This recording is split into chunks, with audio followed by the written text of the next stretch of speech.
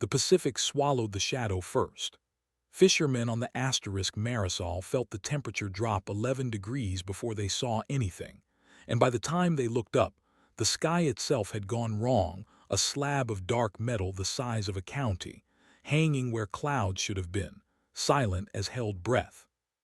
Fleet Commander Vrashtel watched the ocean shrink beneath him through the dreadnought's forward array, four eyes tracking three separate readouts at once out of habit rather than need. The species below rated Tier 9, pre-kinetic, on every scan his ship had run. No orbital defense grid. No detected energy weapons above chemical propellant. A civilization that still burned dead plants for power in half its territories. Bombardment authorization, he said, in the clipped cadence of someone who had given this order 11 times before on 11 other worlds and expected the 12th to be identical. Single city. Coastal. Let them see what waits for the rest. His weapons officer's claws paused over the console.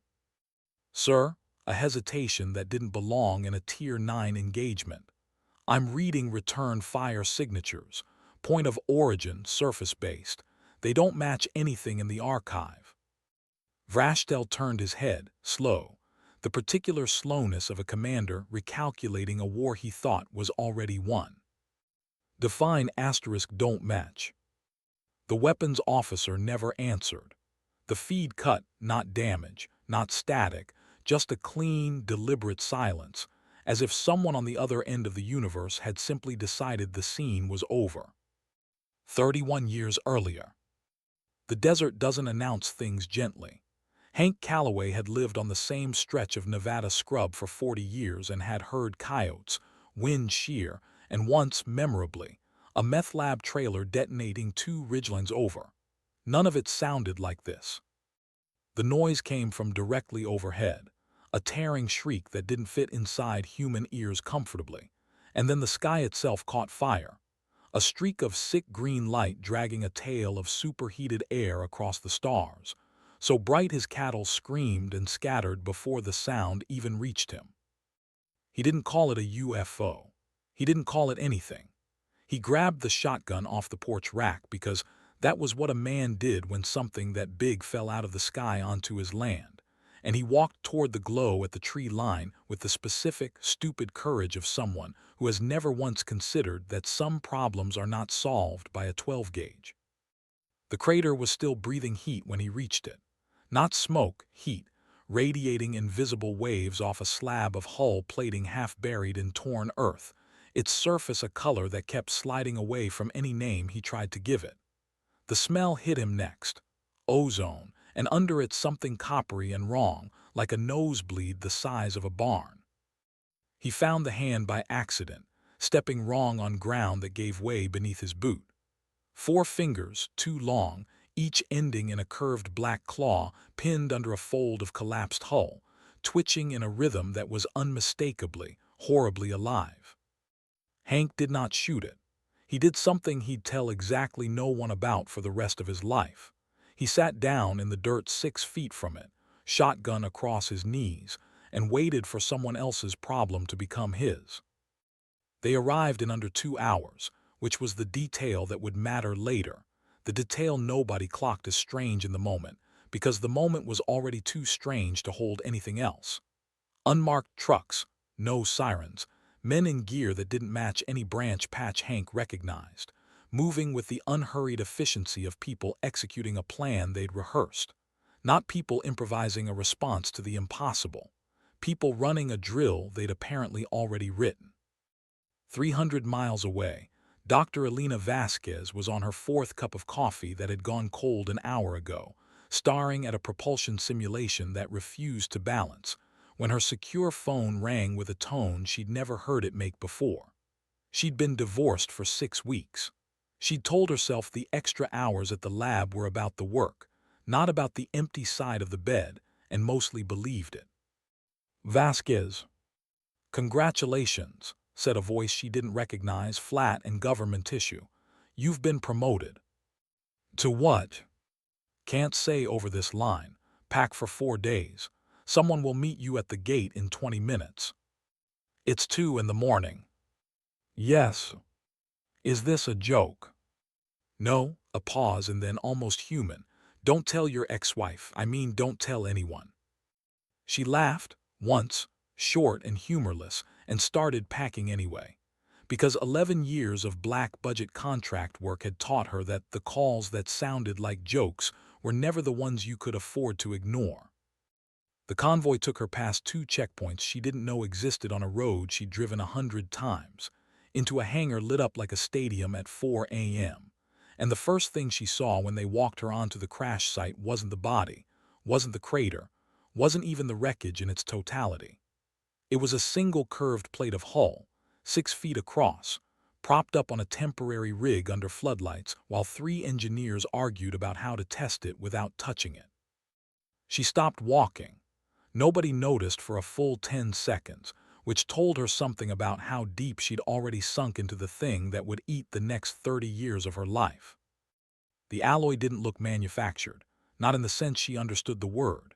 It looked *grown, seams that flowed instead of joined, a surface that caught the floodlights and did something with them that wasn't quite reflection, more like the metal was thinking about the light before it let it go.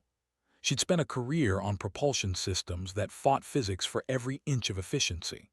This looked like something that had made peace with physics a long time ago and simply asked it for favors now. Too elegant to be a weapon, she said, mostly to herself. The man beside her, General Stars, a face like a closed door, didn't turn his head. It crashed, Doctor. Elegant things crash too.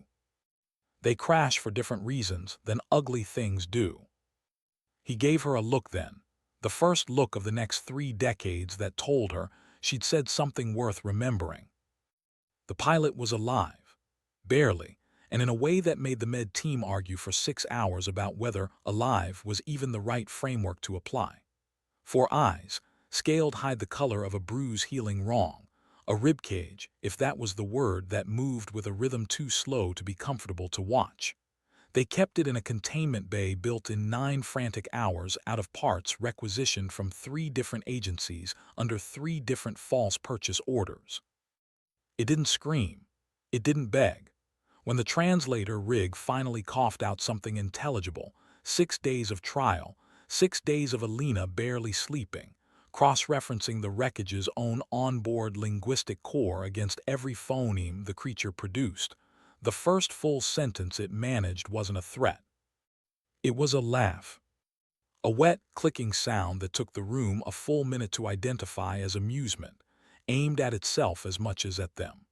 The translator caught up a beat later, flat mechanical cadence, draining all the venom out of words that clearly hadn't been said gently.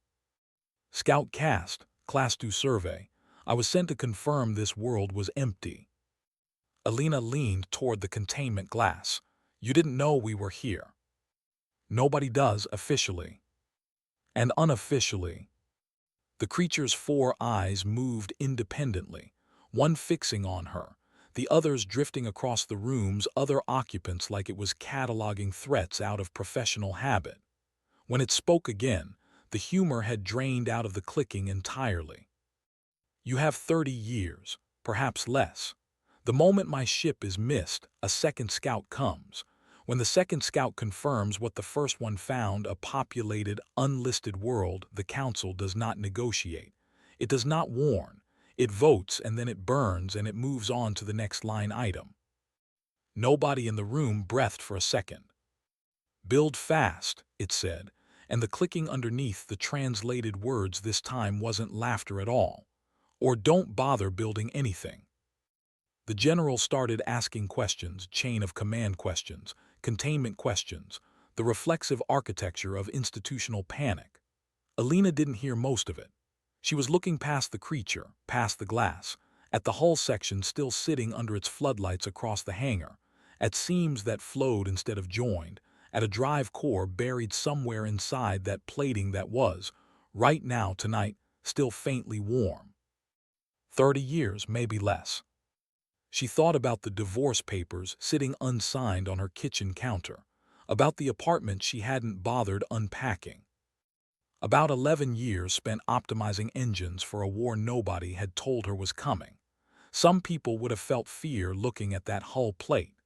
Alina felt something closer to recognition, the specific, dangerous clarity of a person who has just been handed the only problem large enough to deserve everything she had left to give it. "I need a team," she said, to the general, to the room, to nobody in particular. "I need this ship stripped down to the rivets. I need it done quiet, and I need it done starting tonight." The general studied her for a long moment, the same look from the hangar floor, recalibrating. "You understand what you're volunteering for." "I understand what happens if nobody volunteers." Behind the glass, the scaled creature watched the exchange with all four eyes now, and made a sound the translator didn't bother rendering into words, because some sounds don't need translating. It was the sound of something that had just realized it might have crash-landed on the one rock in this entire sector too stubborn to stay conquered. Outside, the desert sky was starting to pale toward dawn, indifferent, the way deserts always are to the small, furious things happening underneath them. Somewhere above the atmosphere, 30 light-years and 30 years away, a clock had already started running that nobody on Earth could see or stop. Alina Vasquez walked back toward the hull plate under the floodlights, pulled a notepad from her jacket, and started writing down everything she didn't yet understand about how to build a war. The bunker didn't have a name for the first 6 months. Then someone, nobody ever admitted who, started calling it Anvil on a supply requisition form, and by the time anyone with the authority to object noticed, it had already been stenciled onto 4 different door frames. Alina decided this told her everything she needed to know about how the next 3 decades were going to go. Quietly, by accident, through the side door of bureaucracy rather than the front. The compound sat under 400 feet of Nevada rock, accessible through a mining elevator shaft that had, on paper, belonged to a defunct silver operation since 1987. The paperwork was good. Alina knew it was good because she'd watched a Department of the Interior auditor spend 40 minutes reviewing it 18 months in and leave satisfied, never once looking up at the reinforced blast doors 30 feet behind him. "Agricultural equipment," General Marcus Acaffer said, reading off the requisition form with the flat patience of a man who had said this sentence too many times to find it funny anymore. "The core housing. It's classified as agricultural equipment." "It draws power like a small city," Alina said, not looking up from the containment readout. "Somebody in procurement decided a small city's worth of agricultural equipment was less suspicious than the truth." "Is it working?" "It's not exploding. That's a kind of working." Acaffer had arrived 8 months into the program, transferred in from a black-budget directed energy project that had, according to the 2-line summary in his file Alina wasn't supposed to have read, been quietly shut down after a containment incident nobody would elaborate on. He had the build of a man who still did the physical training regimen from 20 years younger, and a habit of standing at the edge of every room like he was calculating exits. Alina didn't dislike him. She just recognized early that they were building toward the same target from 2 very different directions, and that eventually those directions would collide. The drive core sat in a containment cradle in the lab center bay, a thing the engineering team had taken to calling, without any official sanction, the pancake capacitor, because the actual alien terminology, when the linguistics team finally cracked enough of it to translate, ran 11 syllables long and nobody had the patience to say it during a 12-hour shift. 2 bays over sat the waffle coil, a toroidal power routing assembly that had taken 4 months just to identify as a single component, rather than 11 separate, unrelated ones. "You're nomming multi-billion-dollar salvaged alien technology after breakfast food," Acaffer said, the first week he toured the lab. "Would you rather I called it by its real name, in a report that a congressional staffer might read over someone's shoulder on a plane?" He hadn't had an answer for that. It became, without either of them ever agreeing to it out loud, one of the compound's few genuine jokes, A running tally, chalked on a whiteboard nobody was supposed to keep, of which alien components had been successfully renamed after diner food. The pancake capacitor, the waffle coil.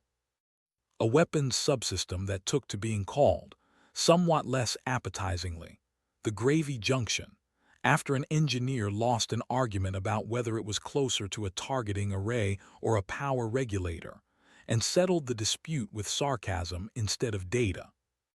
The dark comedy of it mattered more than anyone above them understood. You could not run a black program for 30 years on fear alone.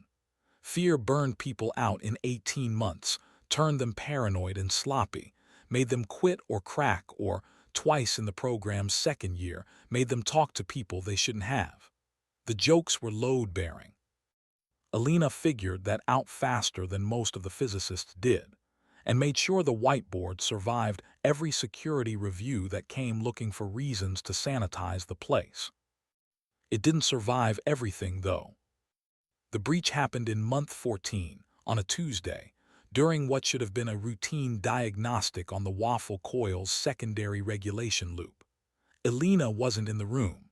She heard about it from the noise first, an alarm tone she hadn't heard before, urgent in a register that made her stomach drop before her brain caught up, and then from the silence after, which was worse. 3 technicians. The report, when it was finally written, used the phrase misread power routing architecture.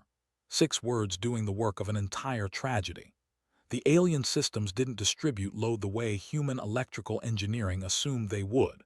A diagnostic pulse that should have been safely isolated in a secondary loop instead cascaded backward through a junction nobody had mapped correctly, and 3 people who had been alive and talking 90 seconds earlier were not. Alina identified one of the bodies herself, because she'd trained him, because she owed him that much. And she didn't cry until she was alone in the elevator shaft, going back up to the surface for the first time in 11 days. 400 feet of rock between her and anyone who might see it. The compound didn't stop. That was the part that felt, later, the most obscene and the most necessary at once. Grief got compressed into 48 hours of mandated leave, and a plaque nobody outside 400 feet of rock would ever see. And then the work started again, because the clock Skrit had described didn't pause for funerals. HFY wanted to move faster after the breach, not slower, a response Alina found almost admirable in its bluntness and deeply alarming in its implications. "We just lost 3 people confirming what doesn't work," he said, in a briefing that had gone long past its scheduled hour. "That's data. Expensive data, but data. I want 3 prototype rail platforms mounted on existing chassis within 6 months. You want to bolt alien capacitor tech onto tank hulls we don't fully understand yet. I want weapons before the second scout ship shows up. Doctor, elegance is a luxury for people who aren't on a clock. Dead engineers are also a cost. You just don't have to put them on a balance sheet." It became the shape of their entire working relationship over the next several years. HFY pushing for speed, Alina pushing for understanding. Both of them privately terrified the other one might be right. Neither of them ever said, out loud, that this tension was probably the only thing keeping the program from either moving too recklessly to survive or too cautiously to matter in time. Alina suspected HFY knew it too. He was too disciplined a soldier to admit that his rival was also, functionally, his safety net. Skrit, meanwhile, had settled into a version of captivity that neither the alien nor its captors had a good name for. It wasn't a prisoner exactly.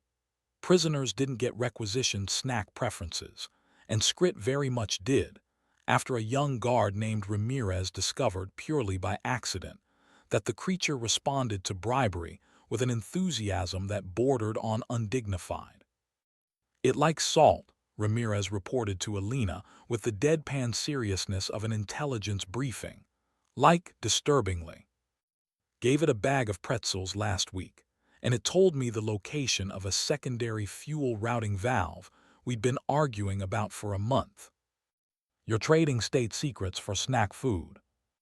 "Ma'am, with respect, I'm trading snack food for state secrets. I think that's the good version of that sentence. Alina couldn't argue with results. Skrit's information, dispensed in small transactional bursts, filled gaps that would otherwise have taken years of blind reverse engineering to close. How the propulsion lattice actually distributed thrust, why the alloy resisted certain frequencies of scanning, which components were structural, and which were, in Skrit's dry translated phrasing, decorative panic buttons the engineers insisted on even though they do nothing. What Skrit never volunteered, in 3 years of pretzel-fueled interrogation, was anything about Council fleet communications. Alina asked, twice in the early months. Both times Skrit's 4 eyes had done something evasive, not quite looking away, since it had no single direction to look away toward, but a kind of visual scatter that Alina's gut read as a tell, the way you'd read a poker player's hands. Both times it changed the subject with the practiced ease of a creature that had been dodging harder questions than this for a lot longer than 3 years. Alina wrote it down in a private notebook she didn't share with Akafor or with anyone. Ask again later. Something there. She had no idea, writing it, how much later or how much it would cost her to learn the answer. The first real breakthrough came on a Thursday in the program's 4th year, in a converted vehicle bay that smelled permanently of ozone and burnt coffee. The rail cannon prototype, Gravy Junction bolted, with considerable profanity, onto the chassis of a decommissioned Abrams, sat aimed down a 600-yard test corridor at a target array built from scrap armor plating nobody upstairs would miss. Alina stood behind the blast shielding with Akafor on one side, and a dozen engineers crowded around monitors on the other, everyone pretending not to be as nervous as they were. Fire, Akafor said. The sound wasn't an explosion. It was worse, a compressed shriek of displaced air, gone almost before it registered, and 600 yards downrange the target array simply ceased being a coherent object, not destroyed in the sense of blown apart. Erased, the way a hand erases chalk, a clean absence where solid metal had been half a second before. Nobody spoke for 3 full seconds. Yield, someone finally said, staring at a readout, is 40% above the alien baseline reading Skrit gave us for the original weapon platform. Alina felt something unclench in her chest that had been clenched for 4 years. That's not possible. We built this out of a manual we don't even fully understand. Maybe that's why, Akafor said, and for the first time since she'd met him, there was something in his voice that wasn't calculation. It was closer to wonder. They built it to their specs. We didn't know what the specs were supposed to be. We just made it work. Alina walked the 600 yards herself, alone, past engineers already shouting excitedly about calibration data, and stood at the edge of where the target array used to be. Somewhere behind her, someone had started laughing, the giddy, exhausted laugh of people who'd spent 4 years afraid this day might never come. She thought about the 3 names on the plaque nobody outside this bunker would ever read. She thought about a translated voice behind containment glass telling her, 4 years ago, that she had 30 years, maybe less. Turns out we didn't need the manual, she thought, and almost said it out loud, except that the words felt too small for what had just happened. The radar alert came at 3:47 the following morning, waking Alina from the first full night's sleep she'd had in a month. A contact, small, fast, entering the outer solar system on a trajectory that matched nothing in any catalog of human or natural origin. Nobody needed to say what it was. Everyone in the compound had been quietly dreading this exact call for 4 years, and now that it had finally come, the dread didn't feel like relief at being right. It felt like the floor tilting under a building they'd only just finished bracing. Somewhere out past the orbit of Mars, a second Council scout ship had come looking for the first. The contact sat on every screen in the compound by 400, a single cold data point crawling across a star field that had, until 9 hours ago, been the most boring sector of Sky NORAD tracked. Nobody called it a UFO in the command room. Nobody called it anything except the contact, because giving it a more honest name felt, to everyone present, like it might make the thing more real than it already was. Alina hadn't slept in the 11 hours since the alert. She stood at the back of a converted mining office 3 floors below the surface that had, over 4 years, accumulated enough server racks and secure monitors to pass for a NORAD substation, watching a trajectory line update every 90 seconds in increments too small to be reassuring.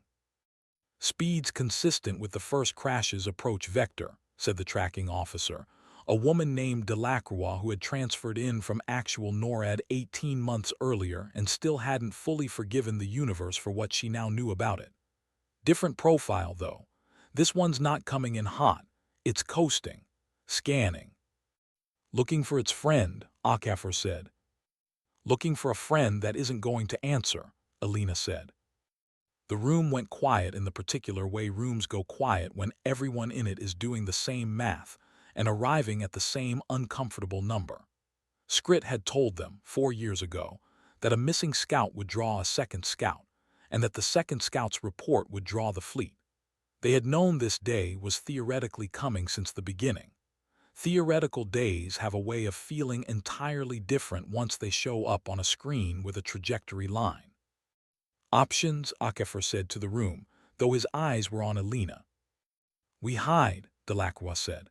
"Kill visible power signatures in a wide radius, go dark, hope it reads Earth as uninteresting and moves on."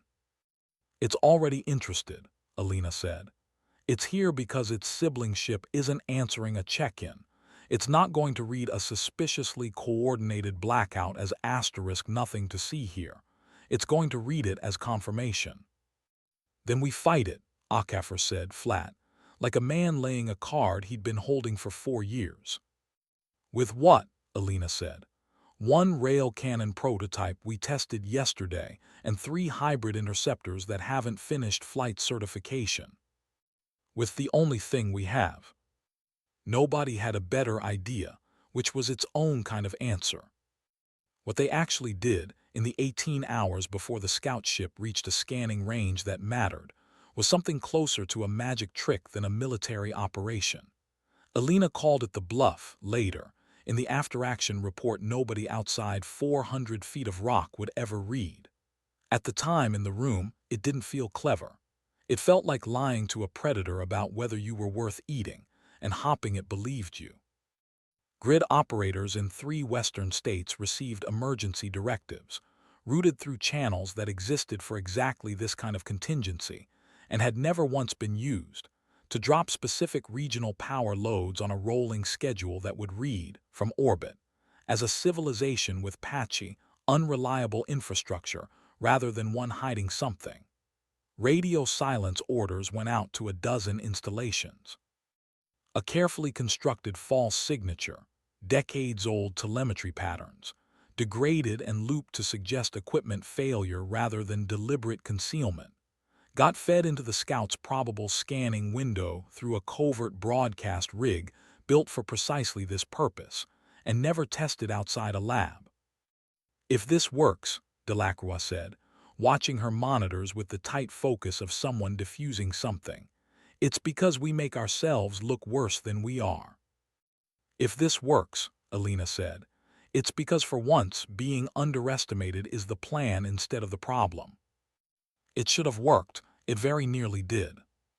200 miles from the compound, in an airfield with a cover story even flimsier than anvils, First Lieutenant Danny, Turkey, Reyes sat in the cockpit of an experimental interceptor. Hybrid alien thrust bolted into an airframe that had started its life as an F-22 and ended it as something the engineering team hadn't finished nomming, and listened to an order he wasn't supposed to be given. "Command hasn't authorized offensive engagement," his radio operator said, voice tight. "Command also hasn't authorized me sitting here doing nothing while that thing photographs the whole western seaboard," Reyes said, and if his hands were shaking slightly on the stick, his voice gave nothing away. "Turkey's going hunting." HFY's authorization had come through a channel that bypassed the chain of command Alina was operating in, a fact she wouldn't learn until it was already too late to stop. He'd made the call alone, in the small hours, on the calculation that a wounded scout limping home told a very different story than an unmolested one confirming a healthy, populated world. Better a partial victory with consequences than a clean failure with none. It was, Alina would think later, the single most Akafor decision of the entire war, made before the war had technically started.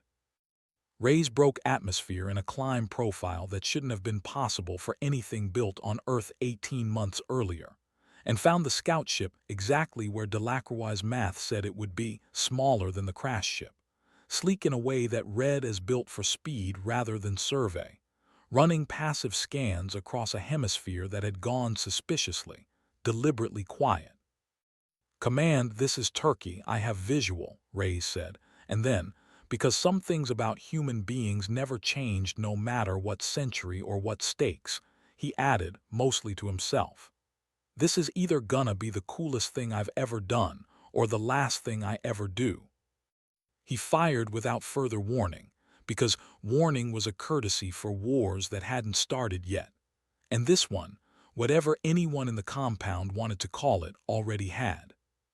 The rail cannon shot, smaller yield, aircraft mounted, a scaled-down cousin of the prototype that had erased a target array 2 days earlier, caught the scout ship along its ventral hull in a strike that should, by every model the engineering team had built, have crippled it outright. It didn't. It hurt it badly.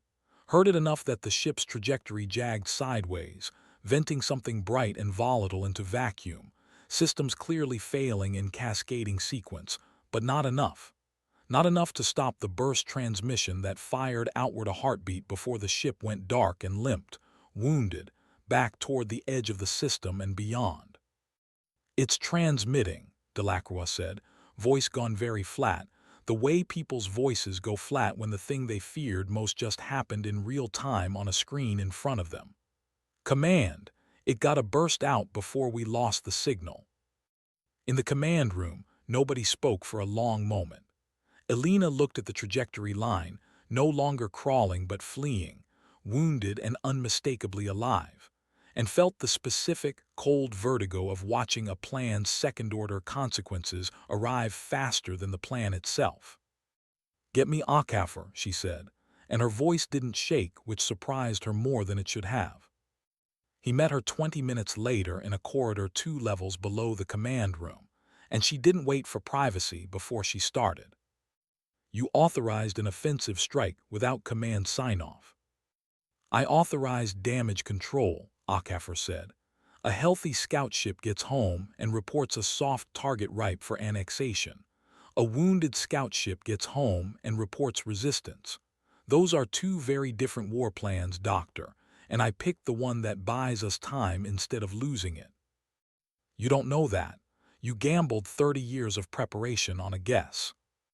"I gambled 30 years of preparation on the same guess you'd have made if I'd asked you first, and you know it, which is exactly why I didn't ask."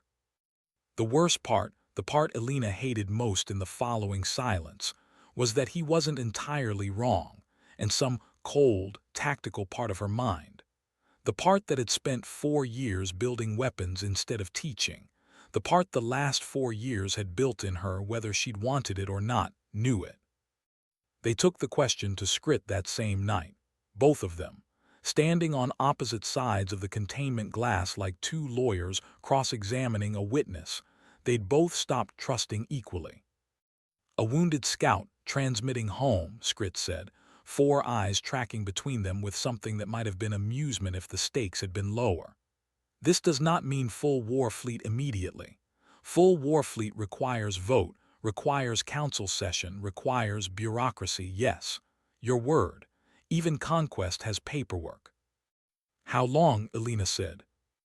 "A verification fleet comes first. Smaller. To confirm the scouts' report before the council commits resources to full invasion." A pause, deliberate, the same visual scatter Alina had learned to recognize as evasion over 4 years of pretzel-fueled interrogation sessions. "That gives you, perhaps 5 years. Less, if the verification fleet does not like what it finds. And if it doesn't like what it finds, then it goes home and it does not come back alone. It comes back with everyone. Alina wrote it in her private notebook that night, the same notebook where 4 years ago she'd written "Ask again later," something there, and this time she underlined it twice. Skrit knows more about how the Council actually communicates than it's telling us. Find out what, before it matters more than it already does. She didn't know yet that the answer she was looking for sat behind exactly the kind of evasive four-eyed glance she just watched Skrit deploy for the 4th time in as many years. Or that, when she finally learned it, it would arrive in the middle of a battle instead of a quiet debrief. At a moment when knowing it a day earlier might have saved a life she wasn't yet willing to imagine losing. What followed the confrontation with Skrit was not panic. Panic was a luxury for people with time to indulge it, and Anvil, as of that night, officially had none left to spare. 5 years, maybe less, collapsed the program's careful decade-scale timeline into something closer to a sprint, and the compound responded the only way it knew how, by working. Shipyards that had spent 3 years quietly retrofitting undercover stories about container vessels and offshore platforms shifted into round-the-clock production. A facility outside Busan began laying alloy composite hull plating disguised on every shipping manifest as reinforced cargo containers. An open secret among a dozen governments now read in just far enough to help, and not far enough to panic. Alina stopped sleeping in any meaningful sense and started existing in the gaps between test failures, running on the specific fuel of people who have stopped believing they have the luxury of rest. 18 months into the 5-year window, in a dry dock built into a repurposed naval yard, the first true hybrid warship cleared its final systems check. They called her the Anvil's Answer Asterisk, a name that had started as a joke on the same whiteboard that once held the pancake capacitor and the waffle coil, and had, somewhere along the way, stopped being funny and started being true.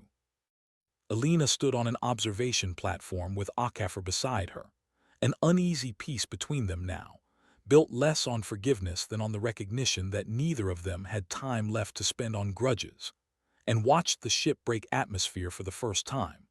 Hybrid drive burning with a light that belonged to no manufacturer on Earth, and no manufacturer the Council had ever imagined losing control of. 5 years, HFY said, watching the ship climb. If Skrit's telling the truth about the timeline, is Skrit telling the truth about anything? Alina didn't answer, because she didn't have one, and because 3,000 miles above their heads, in an orbit nobody on the surface could see, global monitoring networks that had spent 5 years watching for exactly this were about to register a return signal. Not a scout, not a probe, but something with the unmistakable mass signature and formation discipline of a fleet. The declaration, when it came through every emergency broadcast system on the planet simultaneously 11 hours later, used exactly 4 sentences before cutting to silence, and the last of those sentences was the only one that mattered. The Galactic Council had reviewed the verification fleet's findings, and Earth's provisional status was revoked, effective immediately, in favor of formal war. The broadcast ran 11 seconds, translated into every major language within the hour by systems nobody remembered building for this exact purpose, and then it looped, over and over, on every screen on the planet that hadn't already gone dark by choice. Your provisional status is revoked. War is declared. Compliance will not be requested a second time. Alina watched it on a monitor in the Anvil command room alongside 40 other people, and what struck her most, in the seconds after the message ended, wasn't fear. It was the silence that followed. No cheering, no screaming, just the low hum of servers and the particular quiet of people who had spent 5 years rehearsing for a moment that had finally, actually arrived, and found that rehearsal and reality did not feel the same at all. Above ground, the silence didn't last. News anchors who had spent careers narrating hurricanes and elections found themselves narrating the end of the world with visibly shaking hands, filling airtime with speculation because nobody in any government press office had cleared them to say what was actually true. Grocery stores emptied in under 6 hours. A senator from Ohio, live on air, simply stopped talking mid-sentence and stared at the camera for 4 full seconds before his producers cut to commercial. And under all of it, in shipyards and airfields and bunkers across a dozen countries that had spent 5 years reading themselves quietly into a secret too large to keep, convoys moved with the calm of people who weren't improvising. Because they weren't. This was the drill, finally run for real, and 30 years of rehearsal turned panic into procedure in a way that would have looked, to anyone watching from orbit, disturbingly, deliberately practiced. Alina's son shipped out 9 hours after the declaration. She hadn't planned for this. In 5 years of blueprints and battle simulations, she had never once modeled the specific catastrophe of her own son, David, 24 years old and 3 years into a systems engineering commission he'd taken partly, she suspected, to make her proud and partly to escape the shadow of a mother who disappeared into a mountain for weeks at a time and came back smelling of ozone. He'd been assigned to the asterisk Anvil's answer 8 months earlier, a posting Alina hadn't fought because fighting it would have meant explaining why she wanted to. And there were some truths even a 5-year war didn't make easier to say out loud to your own child. She found him on the launch tarmac in the last hour before departure, geared up, trying and failing to look like a man who wasn't scared. "You could have said something," he told her. "When they assigned me, you had the clearance. Would it have changed anything?" "No," a pause, "but you could have said something anyway." She didn't have a good answer, so she hugged him instead, the way she hadn't in years, both of them too aware of the people watching to let it last as long as either of them wanted. And then he was gone up the gantry, and she was standing on a tarmac watching the ship that used to be a diagram on her lab whiteboard prepare to carry her son into a war that used to be a rumor from a dying alien behind glass. The Council fleet arrived over the Pacific 14 hours later, and the mismatch began within the first 90 seconds. Fleet Commander Vrashtel's targeting computers had inherited their baseline assumptions from the scout report 5 years old, and the verification fleet's data 6 months stale.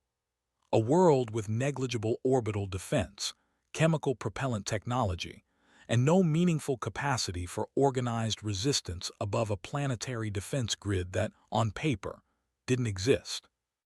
His dreadnought's opening maneuver, the same maneuver that had opened 11 prior campaigns without incident, was a slow, contemptuous approach designed to maximize visible intimidation before the first strike. He never got to make the first strike.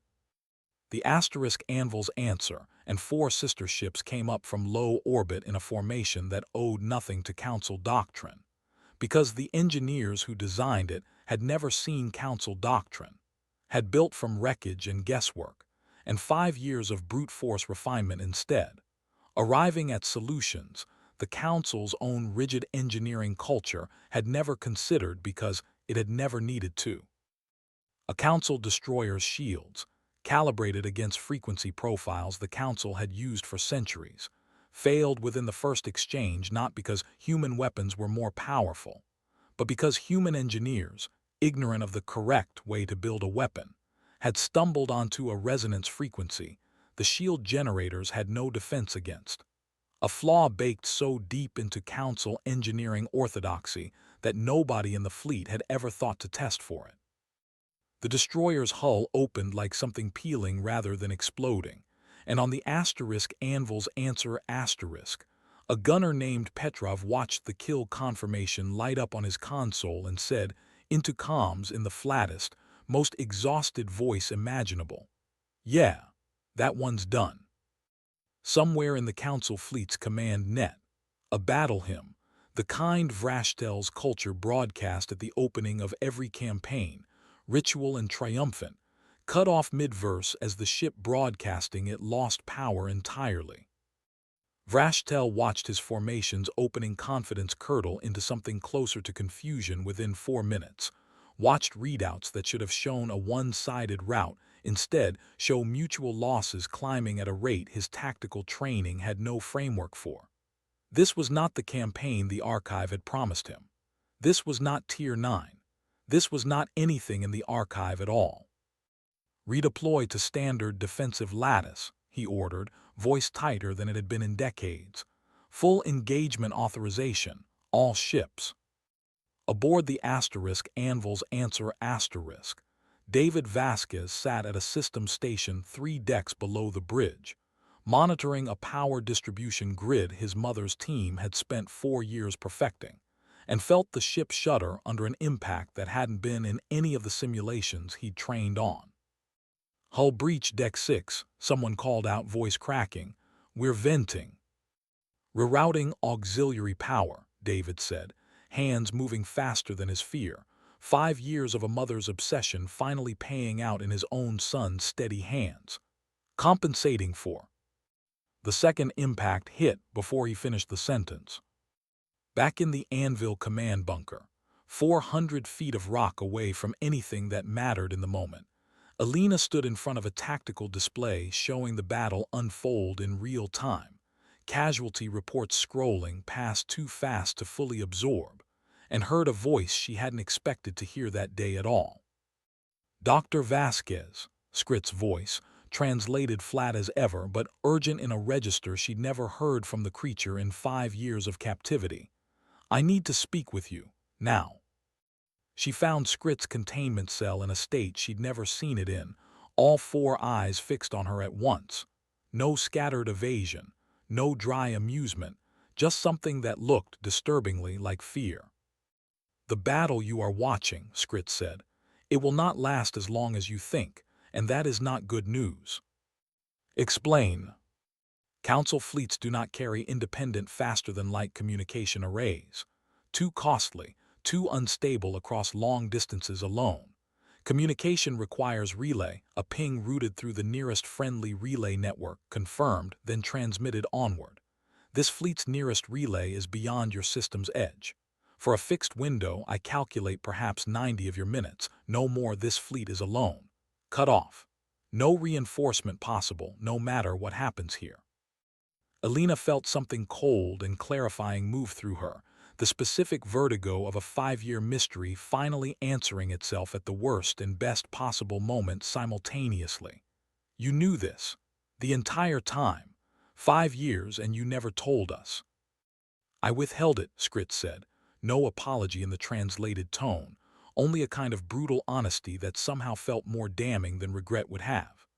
"Because as long as I was the only one who knew, I was necessary. Necessary things survive." A pause, 4 eyes unmoving. "I am telling you now because if this fleet wins today, the next one will not be alone, and I will not survive what a victorious council does to the world that hid me and helped you build weapons from its wreckage. I am not telling you this out of loyalty, Doctor. I am telling you this because I have finally run the numbers, and staying quiet no longer keeps me alive."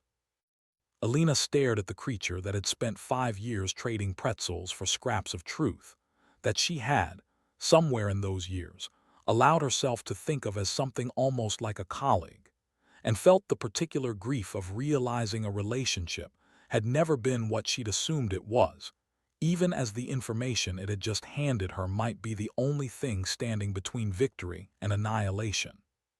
90 minutes, she said. "Perhaps less. I would not wait to act on the assumption." She was already moving before Skrit finished the sentence, already shouting for a direct line to Fleet Command, already doing the math on what 120 combined human and hybrid ships could accomplish against an isolated enemy formation if they stopped fighting defensively and started fighting like they knew something the enemy didn't. The order that went out 4 minutes later, coordinated strike, full commitment, time to a communications blackout window no human commander had known existed an hour earlier, would be studied for decades afterward as the turning point of the war's first battle. In the moment, it was simply the only thing Alina could think to do with information that had arrived 4 years, 11 months, and 29 days too late to have been comfortable, and just in time to matter. Aboard the Anvil's answer *, 3 decks below a bridge fighting to keep the ship in formation for a strike nobody below decks yet understood the reason for. David Vasquez heard the third impact before he felt it. A groan of structural failure that traveled through the hull itself, followed by a silence in his console readouts that no amount of rerouted power was going to fix. "Deck 6 is gone," he heard someone say, distant, through comms that were already starting to dissolve into static. "We're losing." The transmission cut.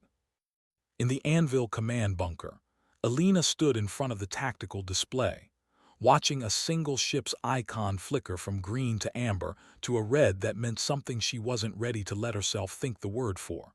And the room around her kept moving, kept fighting, kept executing the strike she just ordered against an enemy that didn't know its clock was already running out. She didn't move. She didn't speak. She stood very still, staring at a blinking red icon on a screen 400 feet underground, while somewhere above her, in the vacuum over the Pacific, a war that had taken 31 years to begin reached the first moment that would decide in the next 90 minutes whether any of it had been enough. The comms stayed static. Nobody in the room said anything to her. Nobody had to. The static held for 6 minutes. Alina would remember later that she counted them, not deliberately, not with any conscious decision to start counting, but because her mind needed somewhere to put itself that wasn't the red icon on the tactical display, and counting seconds was the only structure available.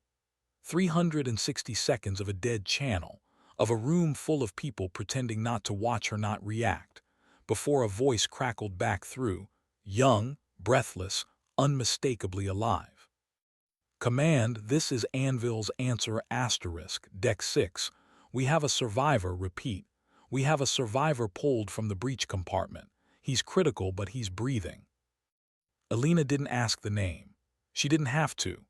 The relief that went through her was so total it felt physically identical to the fear it replaced, a wave that left her hand flat against the console edge to keep her knees from doing something undignified in front of 40 subordinates. David was alive. Critical, unconscious, alive.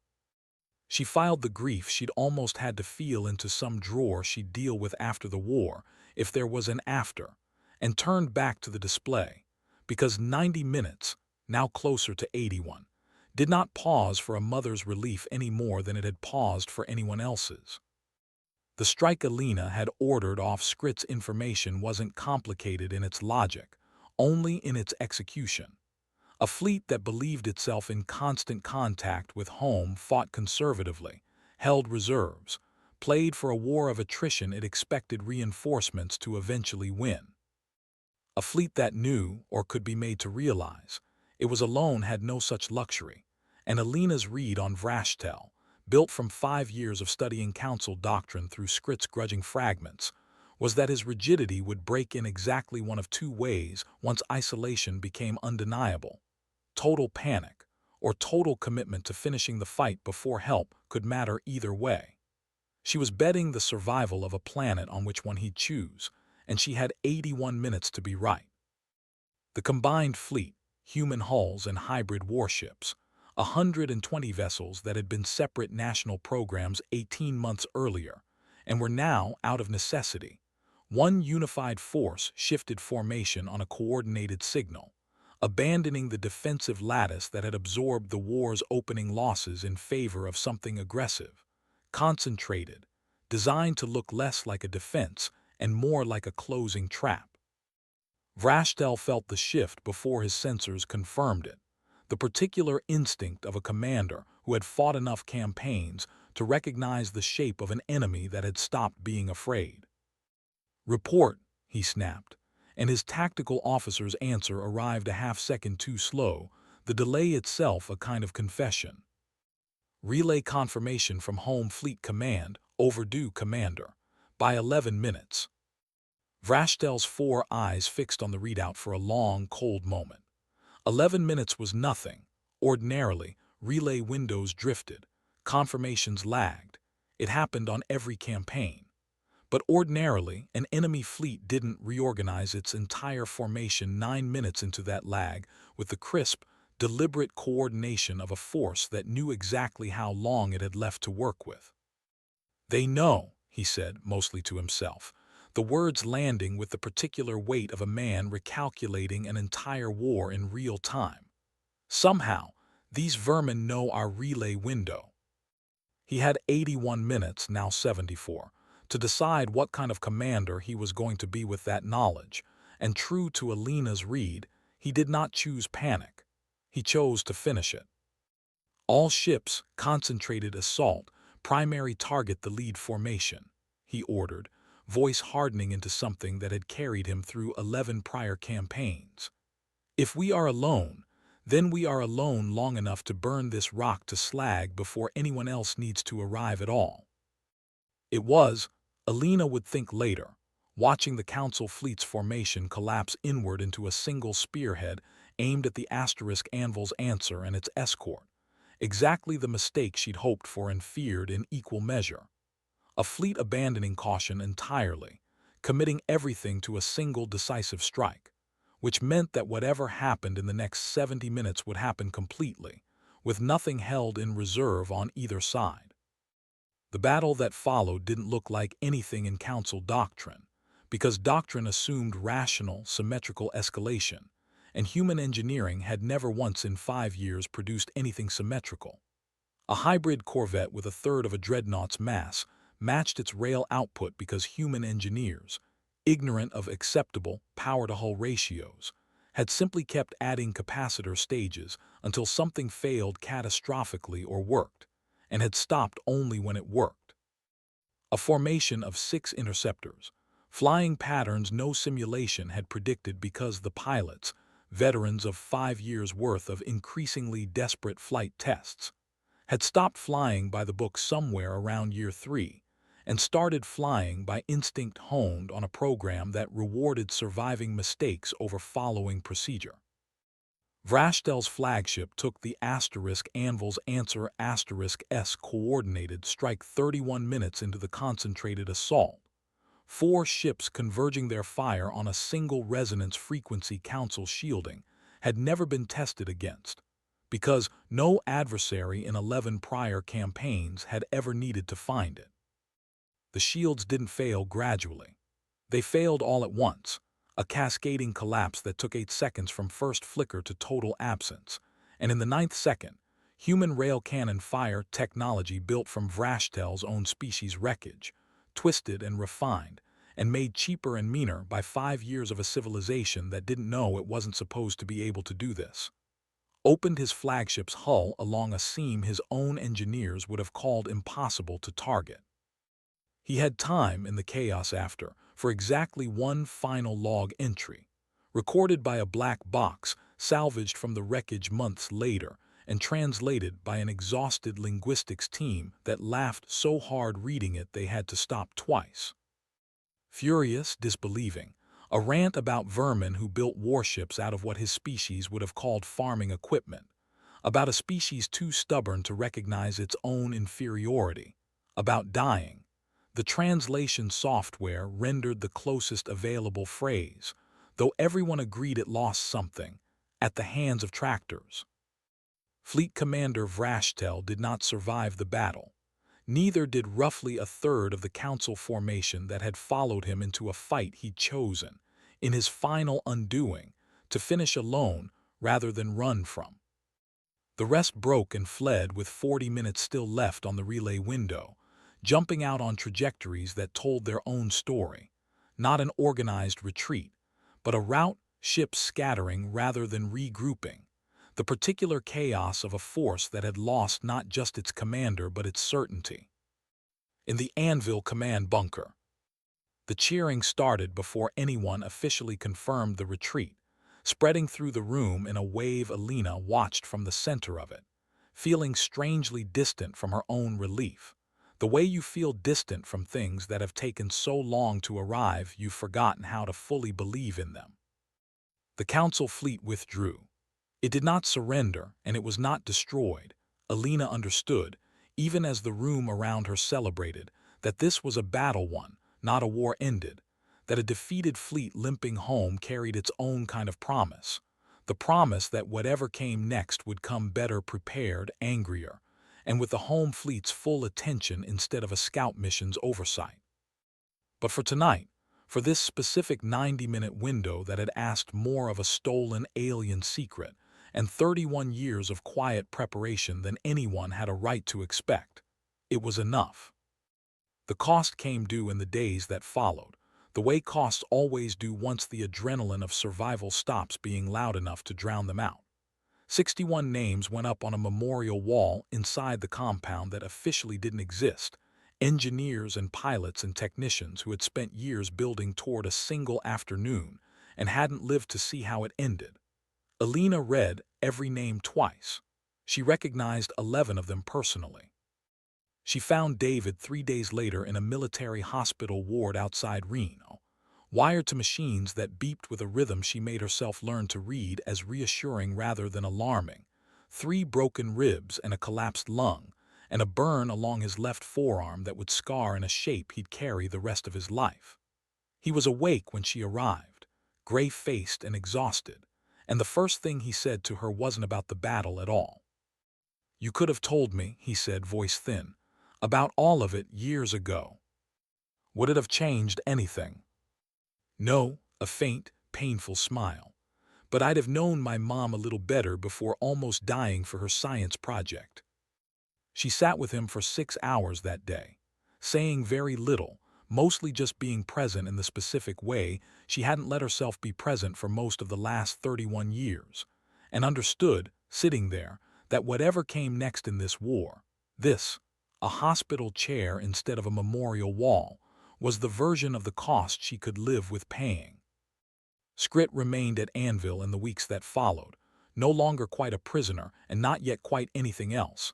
A status nobody had found a better word for than resident, which seemed to suit the creature's dry temperament well enough. Alina visited it the week after the battle, mostly out of an obligation she couldn't fully name, gratitude, resentment, something tangled between the two that 5 years of pretzels and half-truths had never fully resolved. "You held that secret for 5 years," she said, through the containment glass that had become more habit than necessity by now. "People died not knowing it." "Yes," Skrit said, no defensiveness in the flat translated tone, only the same brutal honesty it had offered in the battle's opening minutes. "And if I had given it freely 5 years ago, I would likely have died the moment I stopped being useful, and you would likely have built exactly the weapons you built anyway, on exactly the timeline you built them, because that is who your species is. I did not save you out of virtue, Doctor. I told you the truth when the math changed. That is the only kind of honesty a creature in my position has ever been able to afford." Alina didn't have an answer for that, not one that felt honest, so she let the silence sit between them instead, watching through the glass as Skrit turned its attention to something across the lab, engineers already, less than 2 weeks after the battle, tearing into salvaged council wreckage from Vrashtel's flagship, sketching diagrams for a next generation of hybrid ships nobody had ordered yet, and everybody already understood would be needed. "You people do not rest after winning," Skrit observed, all 4 eyes tracking the engineers with something that might, in a 4-eyed alien face, have been the beginning of respect. "You do not even finish celebrating. You start improving before the bodies are counted." "Is that a criticism?" "It is an observation," Skrit said, and the clicking underneath the translated words this time carried something that wasn't quite the old mockery, something closer, grudgingly, to awe. "You do not rebuild what was broken. You improve out of spite. I have watched 11 species lose wars to the Council, Dr. Vasquez. I have never once watched a species respond to nearly losing by immediately building something better than what almost killed it." Alina looked past the glass at her engineers, at whiteboards already filling with diagrams for weapons that didn't exist yet, at a war that had cost 61 names and would, everyone in that room understood without saying it aloud, cost more before it was finished, and thought about 31 years compressed into a single hard-won afternoon that had bought them nothing more than the right to keep fighting. It would have to be enough. It was, for now, the only thing they had. The council would return, not today, not this month, but eventually, with a full accounting of what a scout ship's oversight had cost them, and a home fleet's full attention no longer diluted by bureaucratic caution. Earth's war had not ended over the Pacific. It had only, finally, truly begun, and somewhere in a bunker 400 feet under Nevada rock, humanity was already building the next thing it would need to survive it. If Earth's not done fighting, neither are we. Subscribe for the next chapter of the war.